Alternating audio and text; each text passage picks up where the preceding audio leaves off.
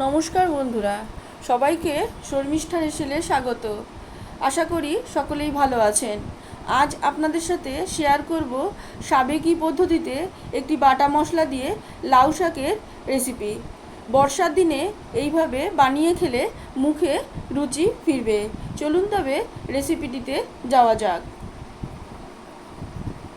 বাজার থেকে যখন লাউ শাক কিনবেন, একটু দেখে কিনবেন যে সেটা যেন একটু কচি হয়, তাহলে সেটা খেতে ভালো লাগবে এবং রান্না করতেও কিন্তু কম সময় লাগবে। মাঝারি সাইজের করে ডাঁটাগুলোকে কিন্তু কেটে নিতে হবে।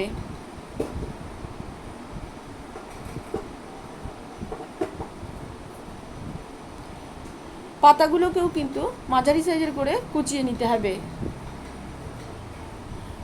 আপনারা যদি আমার চ্যানেলের নতুন বন্ধু হয়ে থাকেন এবং চ্যানেল রান্নাগুলো যদি আপনাদের ভালো লেগে থাকে, তবে চ্যানেলটি সাবস্ক্রাইব করবার অনুরোধ রইল এবং পাশে থাকা বেল আইকনটি প্রেস করে দেবেন।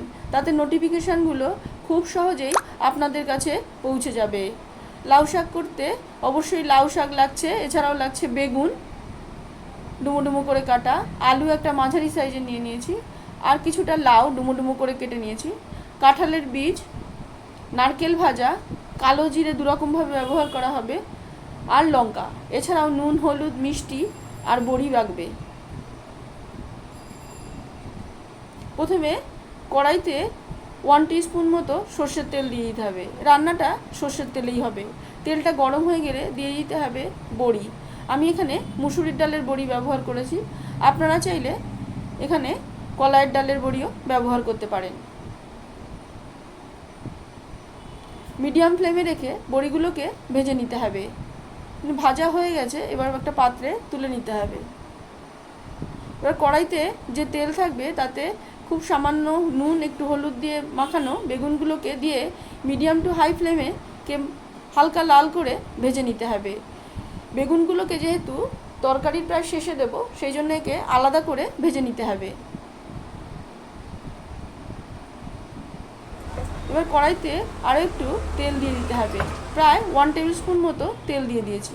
তেলটা গরম হয়ে গেলে দিয়ে দিতে হবে কালো জিরে আর কাঁচা লঙ্কা। এই সময় লো ফ্লেম রাখবেন, তবে লঙ্কাটা এখানে একটু কম করে ব্যবহার করবেন, শাকে কিন্তু খুব একটা ঝাল হয় না।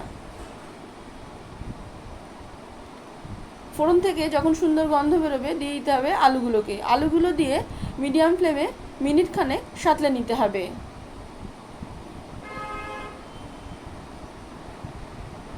তারপর লাউ ডুমো ডুমো করে কেটেছিলাম সেগুলোকে দিয়ে দিতে হবে। অনেকেই লাউ শাকের সাথে লাউ খান না, সেক্ষেত্রে এটা দেবেন না, কিন্তু লাউ দিলে খেতে আরও টেস্ট হয়। আমরা এটা দিয়ে থাকি, তাই এটা দিলাম। এবার দিয়ে দিতে হবে কাঁঠালের বীজগুলো। 1/4 চামচ নুন দিয়ে দেবেন আর পরিমাণ মতো হলুদ দিয়ে দেবেন। এই সময় হলুদটা দিলে সুবিধা হয়, পরে শাকের মধ্যে হলুদটা দিলে অনেক সময় মিশতে অসুবিধা হয় সবজির সাথে, এই সময় দিলে মিশতে সুবিধা হবে। এবার সমস্ত কিছু দেওয়া হয়ে গেলে একে মিডিয়াম টু হাই ফ্লেমে রেখে মিনিট 3 সাঁতলে নেবেন।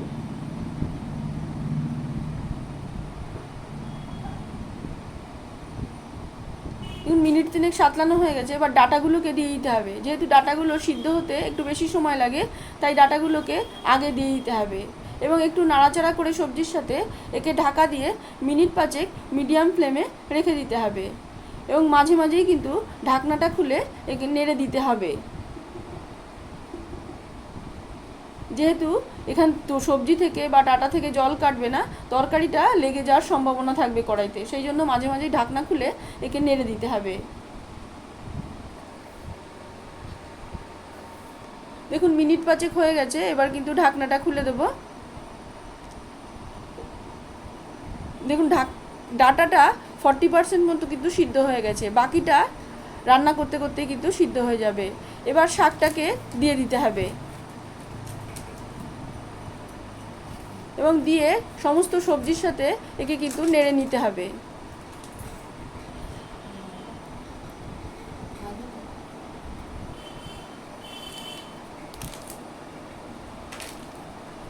এবং নেড়ে নিয়ে একে ঢাকা দিয়ে মিডিয়াম ফ্লেমে রেখে মিনিট 4-5 ঢাকা দিয়ে রেখে দিতে হবে।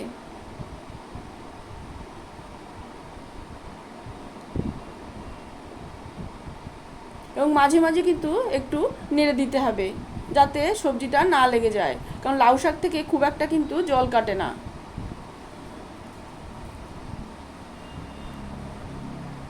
দেখুন খুব একটা কিন্তু জল বের হয়নি লাউ শাক থেকে। ঢাকনাটা খুলে দিয়েছি মিনিট 5 পরে। এবার একটু তরকারিটা ছাড়া ছাড়া লাগছে সবজিটা, সেই জন্য এখানে দিয়ে দিতে হবে 1 কাপ মতো জল। এবং সবজিগুলো সিদ্ধ হতে একটু বাকি আছে। এবার সেই জন্য একে জল দিয়ে একটু ঢাকা দিয়ে মিনিট 3 মিডিয়াম ফ্লেমে রেখে দিতে হবে। 3 মিনিট বাদে আবার ফিরে এসেছি এবং ঢাকনাটাকে খুলে দেব। দেখুন খুব অল্প জল আছে এবং এই সময় দিয়ে দিতে হবে বড়িটা ভেঙে আধ ভাঙা করে। আপনারা চাইলে গোটাও দিতে পারেন। বেগুনটাকেও দিয়ে দিতে হবে।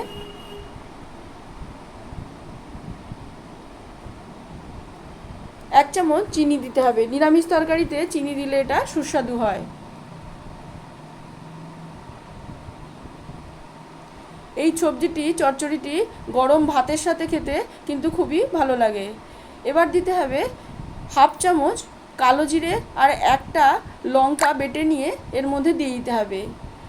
এই বর্ষার সময় অনেক সময় আমাদের গাটা ম্যাজম্যাজ করে এবং ব্যথা হয়, সেক্ষেত্রে এই কালো জিরে বাটা যদি খান তাহলে যদি এই সবজিটি খান তাহলে কিন্তু ওই ব্যথা ভাবটা অনেকটাই চলে যাবে। দিয়ে দিতে হবে নারকেল ভাজা। এই নারকেল ভাজা রেসিপিটি আপনারা আমার চ্যানেলে কিন্তু পেয়ে যাবেন। এবার এই কালো জিরে বাটা নারকেল ভাজা দিয়ে একে মিনিট খানেক একটু কিন্তু মিডিয়াম টু হাই ফ্লেমে নেড়ে নিতে হবে।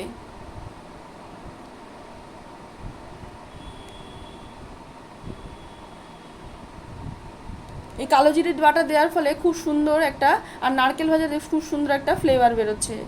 দেখুন সমস্ত সবজিগুলো কিন্তু সিদ্ধ হয়ে গেছে, এবার প্রায় কমপ্লিট হয়ে গেছে।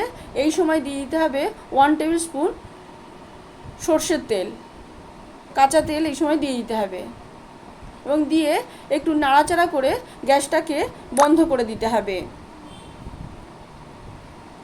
এই কালো জিরে বাটা, নারকেল ভাজা, কাঁচা তেল ব্যবহার করা দেওয়ার ফলে এটা খেতে কিন্তু সুস্বাদু হবে এবং জ্বর ভাব হলে যে মুখে রুচি থাকে না, সেক্ষেত্রে এটা খেতেও কিন্তু ভালো লাগবে।